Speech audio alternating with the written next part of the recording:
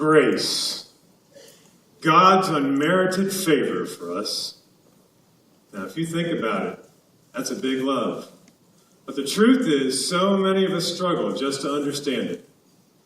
And if you find yourself struggling to understand God's grace, don't beat yourself up too bad over it. Even the disciples had trouble understanding grace.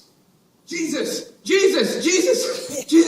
I can't believe it's you! I mean, here you are alive! Oh my gosh, that's so great! Okay, so I was fishing, and I wasn't catching any fish. And then all of a sudden, I hear this voice that says, cast your net on the other side. And I'm thinking, hello, fisherman, know what I'm doing. But I wasn't catching anything. So I put my net on the other side. And all of a sudden, a gaggle of fish pop into my net. A gaggle! Do you know what a gaggle is? That's a lot of fish. Pops right into my net. And I'm thinking, whoa.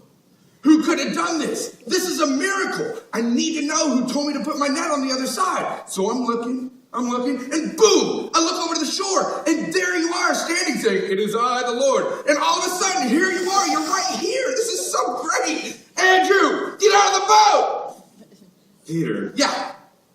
Do you love me? Of course I love you. You're alive. That's so great. Good. Then feed my sheep. Andrew, come on, man. Get out of the boat. It's him. Peter. Yeah. Do you love me?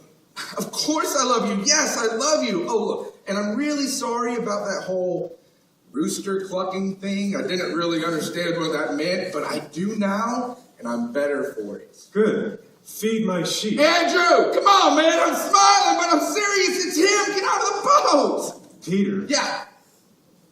Do you love me? Jesus, mere words could not describe the passion that I have. I mean, with everything that I am, I love you. With everything that I have, I love you. You know everything. I love you. Good. Very good. Feed my sheep. I didn't even know you had livestock. You know what? That is so like you, though. I mean, there is something new about you every day. You know what? That's what I love about you. Peter. Yeah. Do you remember the morning the women went up to the tomb? Yeah. We were all in the upper room, and we're just trying to figure out what to do next because you were dead. I mean, we're dead.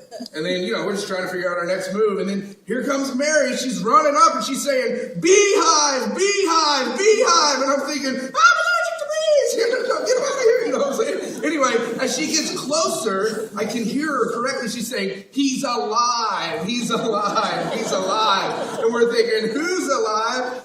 She was like, we were at the tomb and it was empty. And there was an angel there. And the angel said, go and tell the disciples and Peter that everything is okay. He is risen. So me and John, John, we hightail it down there. And if John says he beat me, he is totally lying. And so we get down there and we're looking around and the tomb is empty. And I'm like, what could this mean?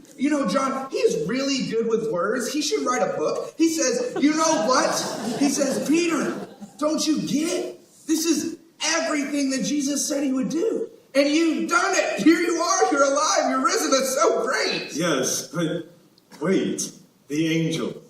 What did he say? He said, go and tell the disciples and Peter that everything is okay. He is risen. And here you are. You're risen. Yes, but the angel said what? He said, go and tell the disciples and Peter. He said, go and tell the disciples. Why did you said my name? Why did you say my name? That's grace, Peter. No, because that entire night, people kept coming up to me, asking me if I knew you, if I belonged to you. I was denying you left and right. It'll take my entire life to make up for what I did. It was unforgivable what I did. No. What I did on the cross was to take that which was unforgivable and made it forgivable. That's my grace. Don't you see? It's not about you. It's always been about me.